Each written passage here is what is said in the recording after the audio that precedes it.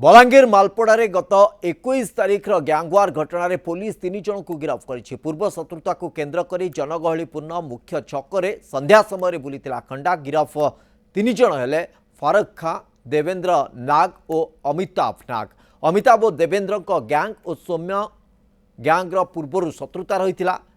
उभय गोष्ठी भितर बारंबार गंडगोल होईछि। 21 तारीख संध्यारे सौम्य को मरणांतक आक्रमण होता। सौम्य ना 20 रु अधिक मामला रही।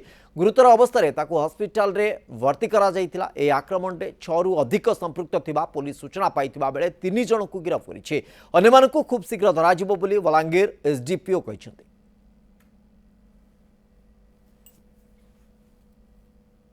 से केसर तदंत काम करी जो मैंने संश्लिष्ट थे 3 जन एक्यूज जो मान धरा